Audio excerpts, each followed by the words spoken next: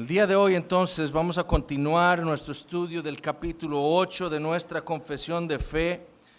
Y como les dije la semana pasada, si usted nos visita y nos ha estado visitando por algún tiempo y no tiene una copia de nuestra confesión, puede buscar al hermano Franklin y pedirle una copia y él se la va a obsequiar.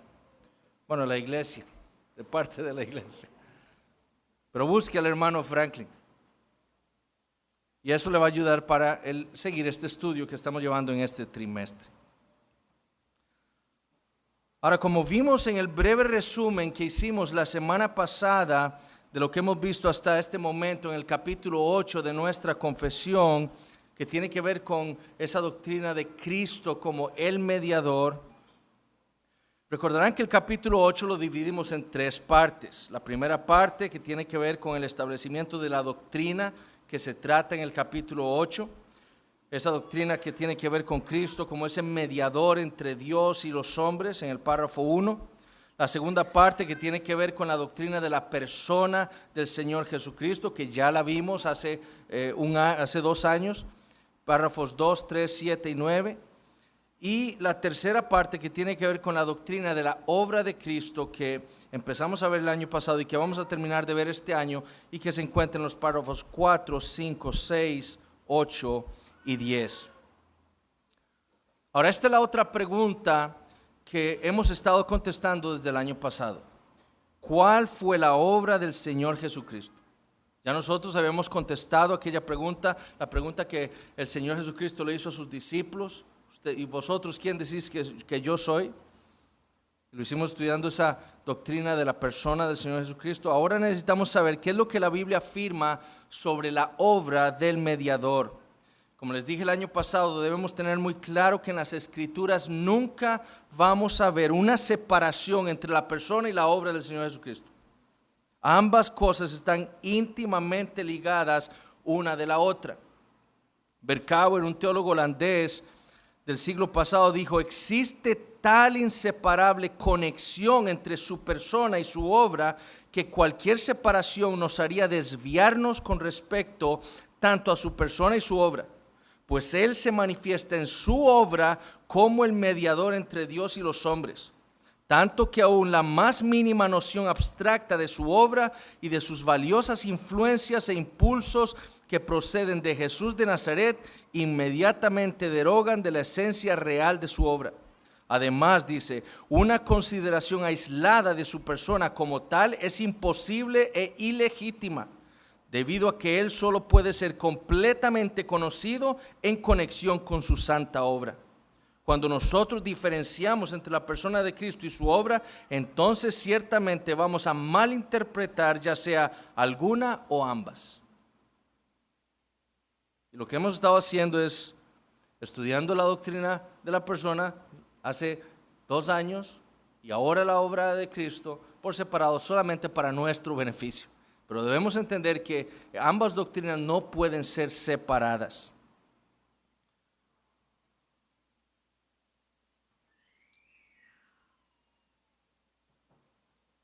Entonces, en el párrafo 4, nosotros vimos que el Señor Jesucristo asumió de muy buena voluntad este oficio de mediador entre Dios y los hombres. Es decir, Él no lo hizo a regañadientas como vimos el año pasado, sino que se sujetó a aquel plan eterno, el pacto de la redención, que fue hecho por Dios Padre, por Dios el Hijo y por Dios el Espíritu Santo, y que para desempeñarlo lo hizo, como vimos el año pasado, en su estado de humillación y en su estado de exaltación. Es decir, este oficio de mediador abarca todo ese espacio de tiempo desde su encarnación hasta su segunda venida, como dice el final del párrafo 4, para juzgar a los hombres y a los ángeles al final del mundo. Además, el párrafo 5 afirma que los logros de toda esa obra de Cristo en favor de todos aquellos que el Padre le ha dado corresponden a ¿qué? ¿Cuáles eran los logros? La plena satisfacción de la justicia de Dios, la reconciliación y la herencia eterna en el reino de los cielos para los suyos, para su pueblo. Y esto afirma el párrafo 5, que el Señor Jesucristo lo logró mediante su obediencia activa y pasiva durante todo su ministerio. Pero ahora, ¿qué más nos dice el capítulo 8 acerca de la obra o la doctrina de la obra de Cristo? Bueno, leamos entonces el párrafo 6. Dice: aun cuando el precio de la redención no fue realmente pagado por Cristo hasta después de su encarnación, sin embargo, la virtud, la eficacia y los beneficios de la misma fueron comunicados a los escogidos en todas las épocas desde el principio del mundo, en las promesas, tipos y sacrificios y por medio de los mismos, en los cuales Él fue revelado y señalado como la simiente que heriría la cabeza de la serpiente y como el cordero inmolado desde la fundación del mundo, siendo el mismo ayer, hoy y por los siglos. Entonces, como podemos ver, el lenguaje que tenemos en este párrafo es un lenguaje totalmente pactual. De nuevo, como les dije, desde que iniciamos nuestro estudio, este capítulo 8 está íntimamente ligado con el capítulo 7, ¿verdad? O sea, no puede haber un mediador si no hay un pacto previo, ¿ok? Un pacto para salvar pecadores para la gloria de Dios. Pero veamos la estrecha relación entre el párrafo 3 del capítulo 7 y el párrafo 6 del capítulo 8. Si tienen la copia de la confesión, vean, pasen una página y leerán el párrafo 3 del capítulo 7. Dice: este pacto se revela en el Evangelio. En primer lugar, ¿a quién? A Adán. No después de Cristo, no. En primer lugar, a Adán, en la promesa de salvación a través de la simiente de la mujer, y luego mediante pasos adicionales hasta completarse su plena revelación en el Nuevo Testamento. O sea, el Evangelio se ha revelado desde el principio a Adán, y después el Evangelio fue revelado mediante pasos en las promesas, dice. Y tiene su fundamento en aquella transacción federal y eterna que hubo entre el Padre y el Hijo acerca de la redención de los escogidos. O sea, tuvo su fundamento ¿en cuál? ¿En cuál pacto? En el pacto eterno de la redención. Y es únicamente a través de la gracia de este pacto como todos los descendientes de Adán, del Adán caído, que son salvados, obtienen vida y bendita inmortalidad, siendo el hombre ahora totalmente incapaz de ser aceptado por Dios bajo aquellas condiciones en las que tuvo Adán en su estado de inocencia. Notemos el lenguaje con el párrafo 6. Promesas, simiente de la mujer, revelado, escogidos. Todo tiene que ver con el mismo tema. Es claro entonces que el párrafo 6 del capítulo 8 y el párrafo 3 del capítulo 7 están íntimamente ligados. Ambos tratan sobre la manera en la que son salvados todos los escogidos de Dios.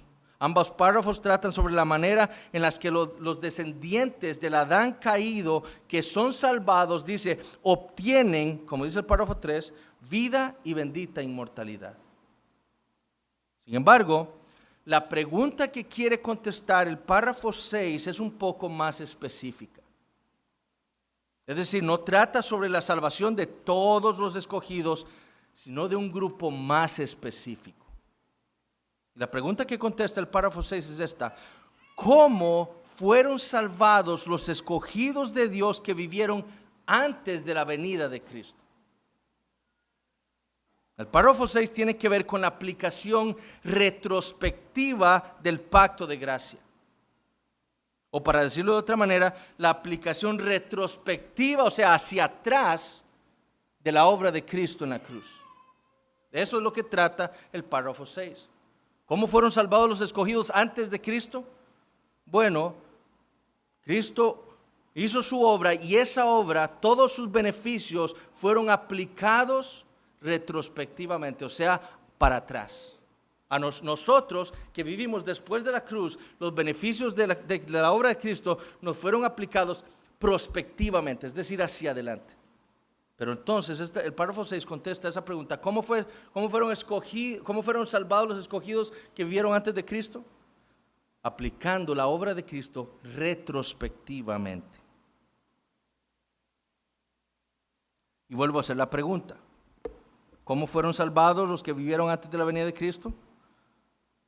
¿Es que acaso los que vivieron antes de la encarnación de Cristo fueron salvados de una manera distinta a los escogidos que vivieron después de la encarnación, como afirma, por ejemplo, el dispensacionalismo? La respuesta a esa pregunta es absolutamente no. No fueron salvados de una manera distinta. Lo que el párrafo 6 afirma con toda claridad es que los escogidos de Dios, todos y cada uno de ellos, en todas las épocas desde el principio del mundo, han sido salvados de la misma manera, por medio de la obra del Señor Jesucristo, en su estado de humillación y en su estado de exaltación, por medio de su obediencia activa y pasiva, igual que nosotros. Él es el único mediador que ha existido entre Dios y los hombres, el único profeta, el único sacerdote, el único rey de sus escogidos, como veremos en unas semanas. Si un pecador entonces iba a ser salvo, ya fuera un pecador del Nuevo Testamento, un pecador del Antiguo Testamento, iba a ser salvo de la misma manera, por medio de la fe en el Señor Jesucristo, quien es el mediador del nuevo pacto. Es por eso de que a pesar de que el párrafo 6 se encuentra tanto en la Confesión de Fe de Westminster y en la Confesión de Fe de Saboya, que son, por así decirlo, la abuela y la madre de nuestra Confesión de Fe, el párrafo 6 es mucho más consistente con nuestra teología pactual que con la presbiteriana o que con la de los congregacionalistas, por lo que afirman. Como les he dicho en muchas otras ocasiones, si hay algo que nosotros debemos buscar en nuestro sistema teológico es la consistencia. Por eso es que nosotros somos bautistas reformados, porque nosotros creemos que este sistema teológico que está expresado en esta confesión de fe es mucho más consistente que muchos otros sistemas teológicos, con las Escrituras, que son nuestra autoridad. Pero entonces desarrollemos un poco la afirmación del párrafo 6. Dice, aun cuando el precio de la redención no fue realmente pagado por Cristo hasta después de su encarnación, sin embargo, la virtud, la eficacia y los beneficios de la misma fueron comunicados a los escogidos en todas las épocas desde el principio del mundo.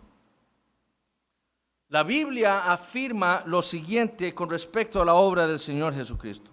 Marcos 10:45. Si quieren anotan, yo voy leyendo.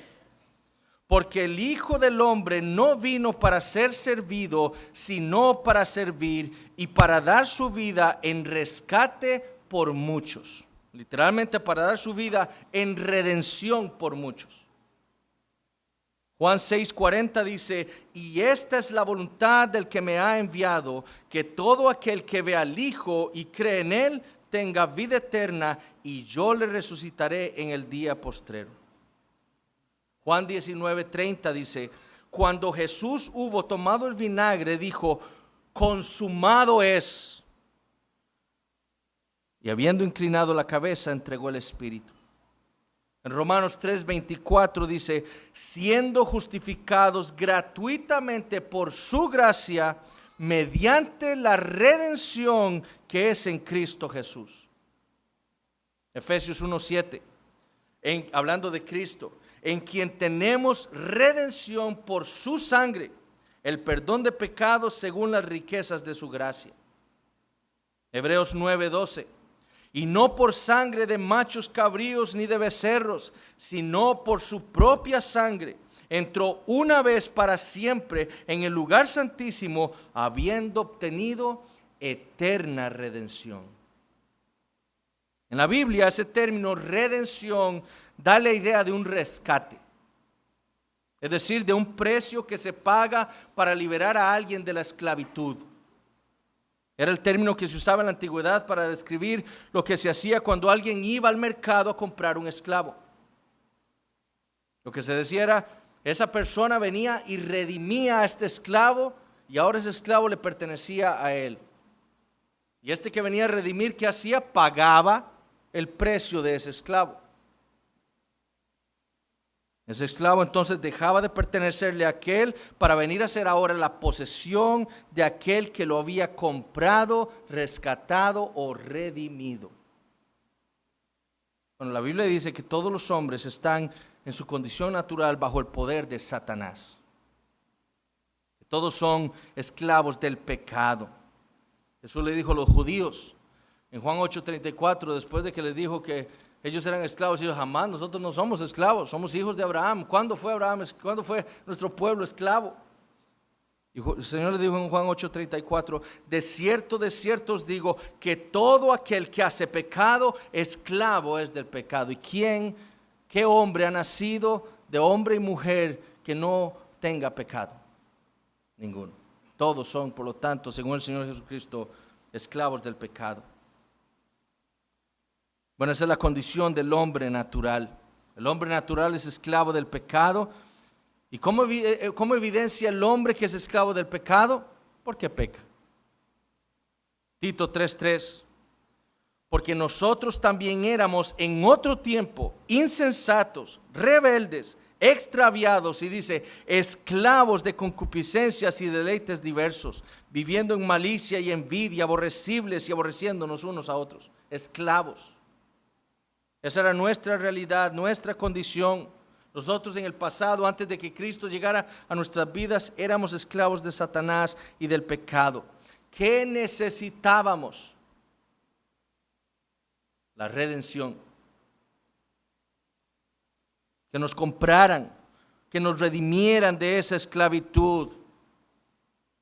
Y eso fue precisamente lo que hizo el Señor Jesucristo. Ahora, el Señor Jesucristo, y esto no está en mis notas para la que está traduciendo, pero como dijimos el año pasado, el Señor Jesucristo no le pagó nada a Satanás. El Señor Jesucristo redimió a su pueblo de la ira del Dios Todopoderoso. Fue a Dios a quien propició el Señor Jesucristo. No fue a Satanás, como piensan algunos. Y eso fue lo que hizo el Señor Jesucristo. Él vino a este mundo de acuerdo a aquel pacto eterno de la redención, se encarnó, fue humillado hasta la muerte para pagar el precio de nuestra redención, como dice el párrafo 6. En Gálatas 4, versículos 4 y 5, que es el versículo que usa nuestra confesión en el párrafo 6 para justificar esta afirmación, leemos lo siguiente. Pero cuando vino el cumplimiento del tiempo, Dios envió a su Hijo, nacido de mujer, nacido bajo la ley, para que redimiese a los que estaban bajo la ley, a fin de que recibiésemos la adopción de hijos. Para eso vino, para eso se hizo el mediador, para redimir a los suyos. 1 Corintios 7:23, el apóstol Pablo dijo lo siguiente: por precio fuisteis comprados, no os hagáis esclavos de los hombres. Entonces ahí está la verdad de la redención. ¿Qué significa? Que Cristo nos compró con su sangre. Para cumplir su propósito en ese pacto eterno de la redención, Dios envió a su Hijo Jesucristo al mundo como el mediador entre Dios y los hombres, para que Él muriera y así Él entonces pagara el precio de nuestro rescate. Por causa de nuestros pecados, por habernos nosotros puesto voluntariamente bajo el dominio de Satanás. Cada uno de nosotros éramos, como dice Romanos 5:10, enemigos de Dios.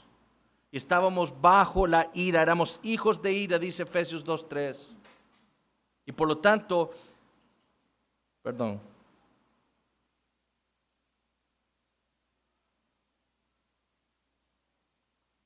ahora sí.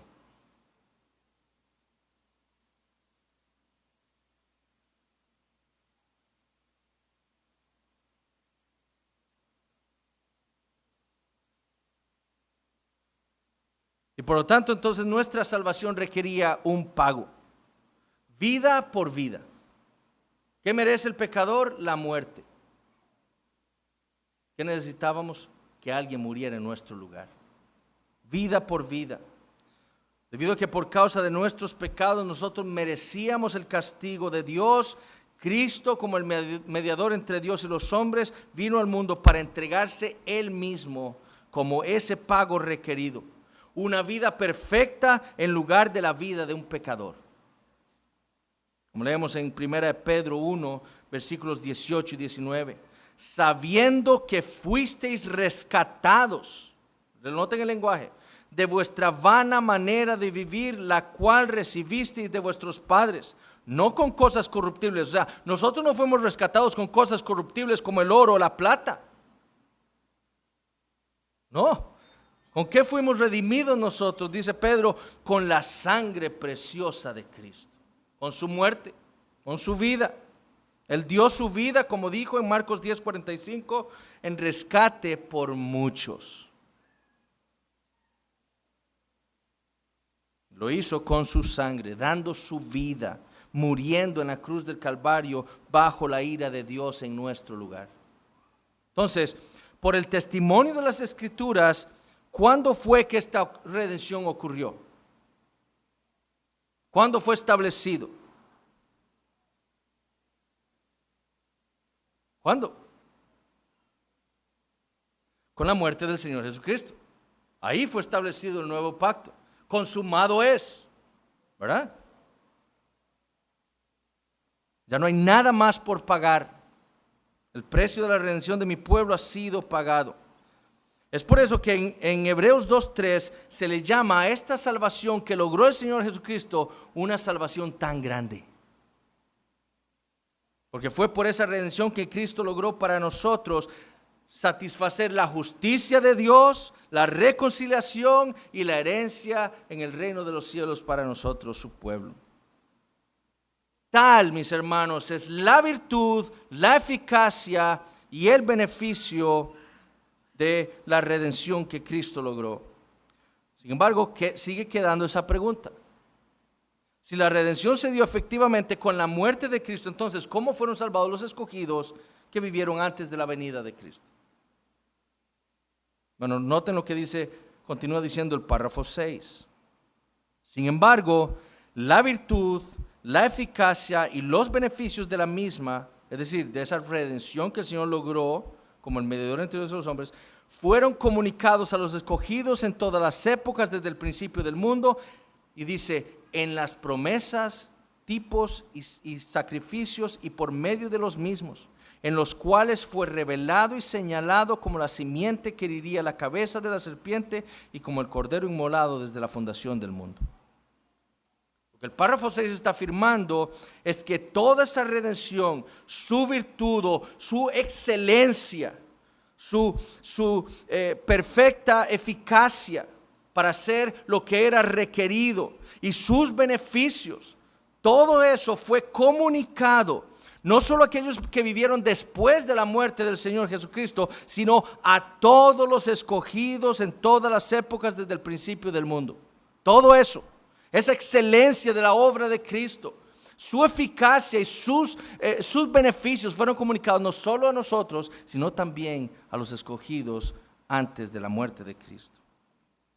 Desde la caída del hombre en el jardín del Edén hasta la cruz, la redención que es en Cristo Jesús le fue comunicada a los escogidos de Dios. Ahora la pregunta es ¿cómo? ¿Cómo es que le fue comunicado esta virtud, esta excelencia, esta eficacia, estos beneficios de la obra de Cristo a aquellos santos del pasado? ¿Cómo?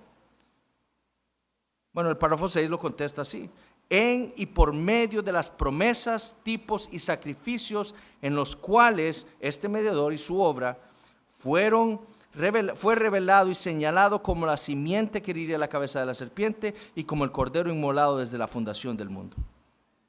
Es decir, desde el principio y para ser más específico, desde la caída del hombre en Génesis capítulo 3, Dios le ha estado predicando a los hombres y especialmente a sus escogidos, a Cristo y a este crucificado. Lo que hizo Pablo, lo hizo, como dice él en 1 Corintios capítulo 2, que él predicó a Cristo y a este crucificado, era imitando a Dios el Padre, quien predicó a Cristo y a este crucificado desde el principio del mundo. Y lo hizo en y por medio de sus promesas, tipos y sacrificios. Promesas como cuáles. Bueno, Génesis 3:15.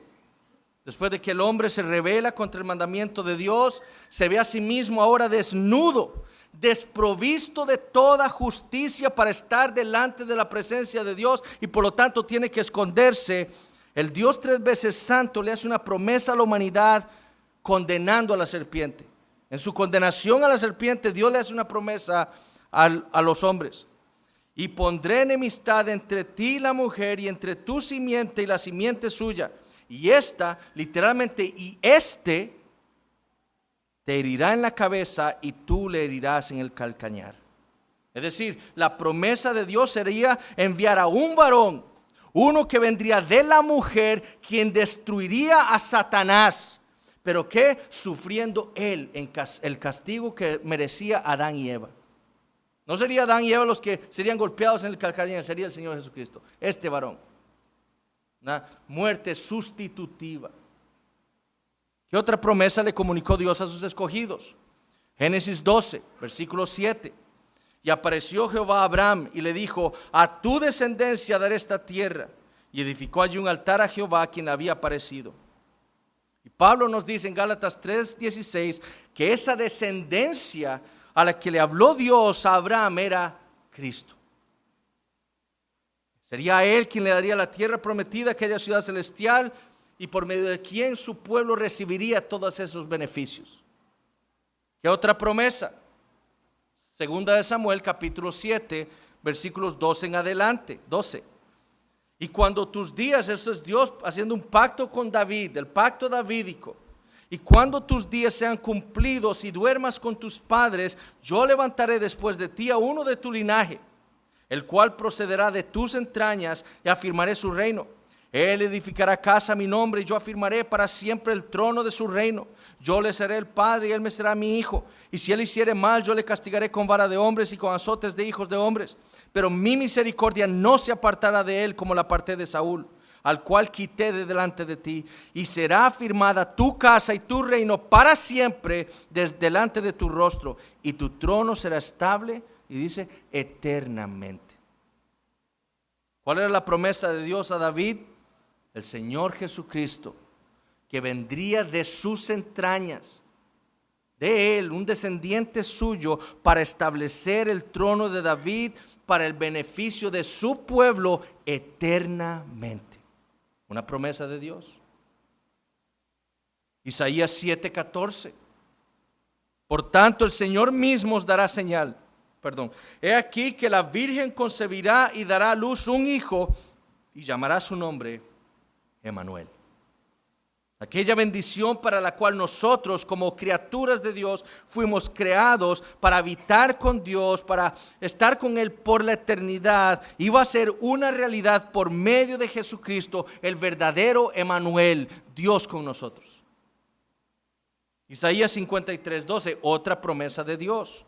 Por tanto, yo le daré parte con los grandes, y con los fuertes repartirá despojos, por cuanto derramó su vida hasta la muerte y fue contado con los pecadores, habiendo él llevado el pecado de muchos y orado por los transgresores. Otra promesa de Dios, comunicada a quienes, a los santos del Antiguo Testamento. ¿Acerca de quién? De Cristo y su obra. La promesa de un sustituto, de uno que sufriría el castigo en lugar de su pueblo, fue lo que Dios le prometió a su pueblo por medio del profeta Isaías en Isaías 53. Y muchísimas otras promesas de Dios a sus escogidos podríamos encontrar nosotros en el Antiguo Testamento, muchísimas. Porque ¿de qué trata el Antiguo Testamento? ¿De quién trata? Del Señor Jesucristo.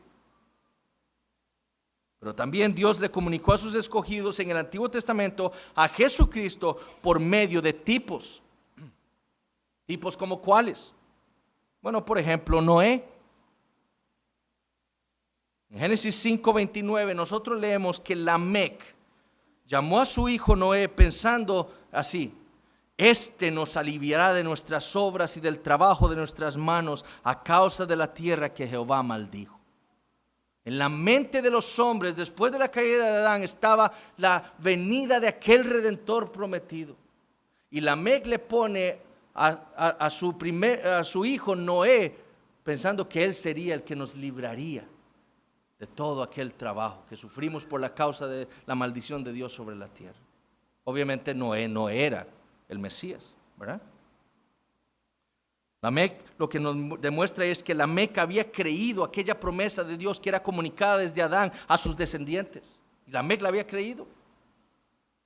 Él le había prometido a su pueblo un salvador, y Lamec pensó que su hijo sería este salvador. Sin embargo, nosotros sabemos que esto no fue así. Noé no era la simiente prometida a la mujer. Sin embargo, Dios usó a Noé como un tipo de Cristo. Fue por medio de Noé que Dios salvó a la humanidad de su juicio por el pecado de los hombres en el diluvio. Noé iba a ser un tipo del Mesías. Él y su familia serían salvos. ¿Por qué? Por la obediencia de Noé, que construyó el arca. ¿Qué hizo Cristo? Por su obediencia salvó ¿a quién? A sus hermanos, a su familia. El otro tipo es José, hijo de Jacob. José fue enviado por Dios a Egipto. ¿Para qué? Para mantener en vida a mucho pueblo, como leemos en Génesis 50:20. Bueno, José era un tipo del Mesías prometido, quien fue enviado por Dios a esta tierra. ¿Para qué? No para mantener en vida, para darle vida a su pueblo. José era un tipo de Cristo. Moisés también fue un tipo del Mesías. Si ustedes recuerdan, en Éxodo 32, Moisés viene a Dios a interceder por el pueblo que se ha hecho aquel becerro de oro y lo han adorado. Y Moisés viene a Dios como ¿qué? Como un mediador. En Éxodo 32, versículos 31 y 32, Moisés le dice lo siguiente a Dios. Entonces volvió Moisés a Jehová y dijo: te ruego, pues este pueblo ha cometido un gran pecado, porque se hicieron dioses de oro, que perdones ahora su pecado, y si no, ráeme ahora de tu libro que has escrito. Mátame a mí, pero a tu pueblo no. Un tipo de Cristo, un mediador. Moisés va a Dios, se pone como el mediador entre Dios y su pueblo. Su deseo era sufrir el castigo de Dios en lugar de ellos. Un tipo del Mesías. Un tipo de aquel que se puso entre Dios y los hombres, habiendo sufrido él el castigo que merecía su pueblo. Y así, ¿qué hizo? Los reconcilió con Dios. Como leemos en Romanos 5:10, porque si siendo enemigos fuimos reconciliados con Dios por la muerte de su Hijo, mucho más estando ya reconciliados seremos salvos por su vida. David fue otro tipo del Señor. Cuando su pueblo estaba paralizado de miedo al ver aquel gran y poderoso adversario llamado Goliat, David se pone en lugar de su pueblo y se enfrentó a aquel gigante y lo derrotó. Bueno, de la misma manera el Señor Jesucristo, como el mejor David, fue a la batalla contra Satanás, el gran enemigo, aquel que nos tenía inmovilizados, y lo derrotó por nosotros. Como leemos en Hebreos capítulo 2, versículos 14 y 15. Así que por cuanto los hijos participaron de carne y sangre, Él también participó de lo mismo, para destruir por medio de la muerte al que tenía el imperio de la muerte, esto es, al diablo, y librar a todos los que por el temor de la muerte estaban durante toda la vida sujetos a servidumbre. ¿Cómo estaba Israel? Temblando. ¿Cómo estábamos nosotros? Dice Hebreos capítulo 2, temblando de terror por la muerte. ¿Qué hizo el Señor? ¿Qué hizo David? Fue y mató al enemigo. ¿Qué hizo el Señor Jesucristo? Fue y mató al verdadero enemigo de su pueblo, para darnos vida y libertarnos. Y así podemos nosotros, igual que las promesas, encontrar un sinfín de tipos de Cristo en el Antiguo Testamento. El tabernáculo, el arca del pacto, el arca de Noé, por medio de la cual fueron salvos Noé y todo su pueblo del juicio de Dios. Cristo es aquel, los que están en Cristo serán salvos ¿de qué? Del juicio venidero. Así como lo estuvieron aquellos que estuvieron en el arca de Noé. Y la otra manera, dice la confesión, en la que Dios les comunicó a Cristo y su redención a sus escogidos en el Antiguo Testamento, fue por medio de los sacrificios. Todos esos sacrificios por el pecado que Dios instauró en Israel, aquel cordero sobre el cual el sacerdote ponía su mano en su cabeza y para expiar sus propios pecados, aquel cordero cuya sangre era derramada para propiciar los pecados del pueblo. Todos esos sacrificios le comunicaron a los israelitas la necesidad de un sustituto que muriera para que ellos pudieran disfrutar del perdón de Dios y de los beneficios de ser parte del pueblo de Dios. En Génesis 22, por ejemplo, Dios le ordena a Abraham sacrificar a su hijo. Y le dice así: a su único hijo Isaac, a quien amas. Abraham obedece, lo lleva hasta aquel monte de Moria, que 2000 años después se llamaría el monte Gólgota.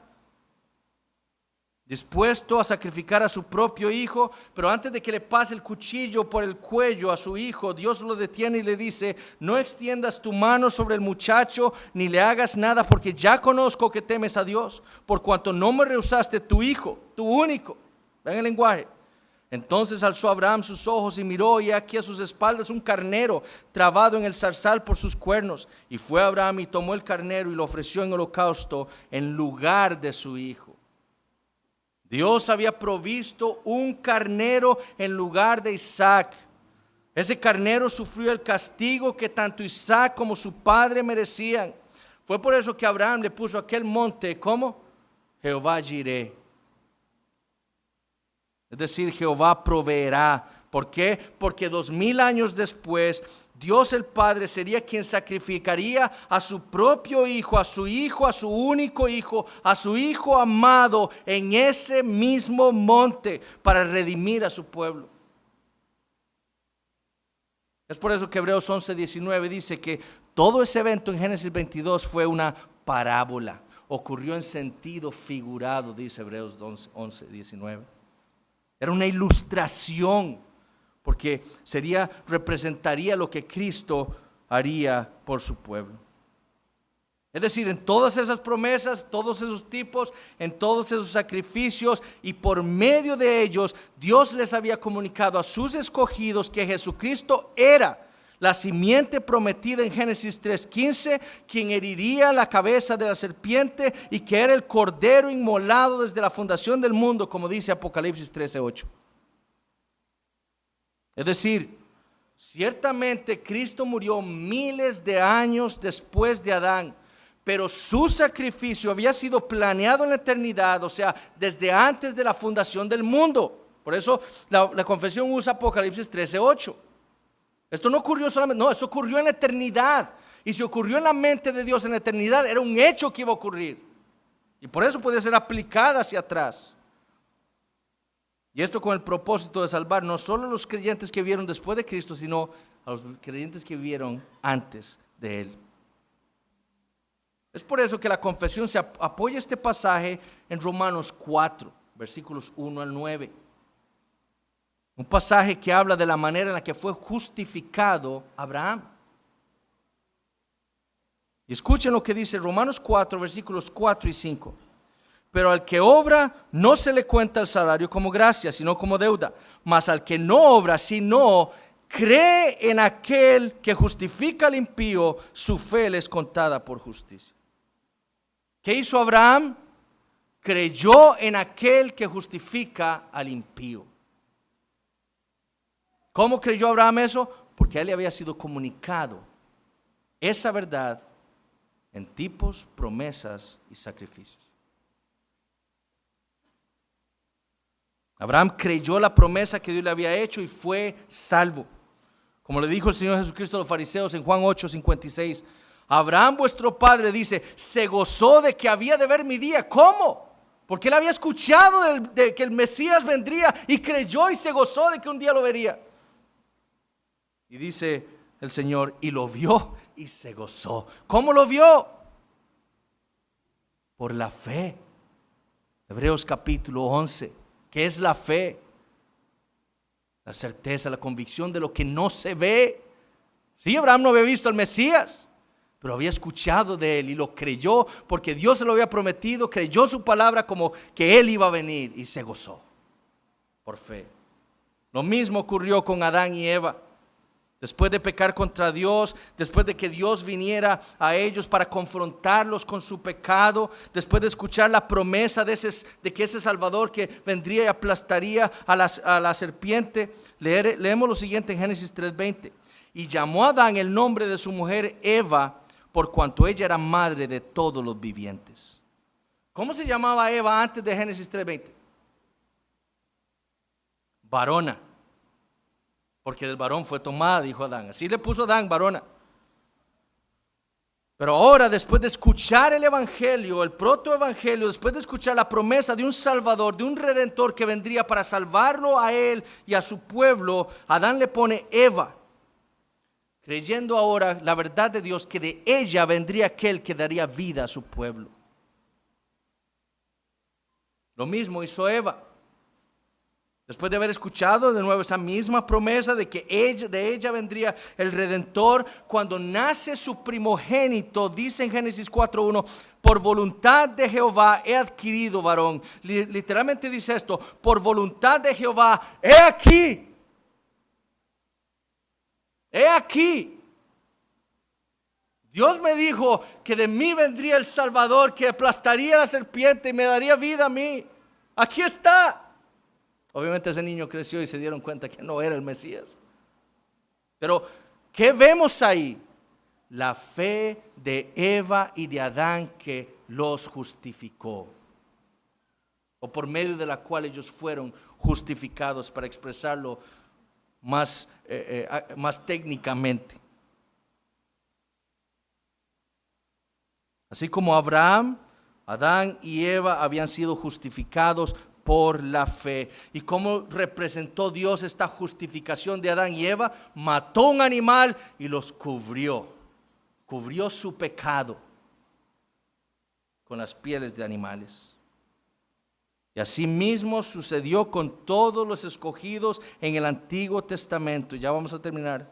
Dios les reveló y señaló a Cristo en todas esas promesas, tipos y sacrificios. Y todos y cada uno de los escogidos de Dios en el Antiguo Testamento creyeron esa promesa y fueron beneficiarios de esa redención hecha muchísimos de años, quizás algunos miles de años después, con la muerte del mediador Jesucristo. Pero en el caso de ellos, aquella redención había sido aplicada retrospectivamente. ¿Por qué? Porque quien murió fue Jesucristo, el Dios hombre. La otra semana vamos a ver cómo encaja todo eso en nuestra teología pactual. Muchas gracias, hermanos. Si tienen preguntas, me pueden buscar.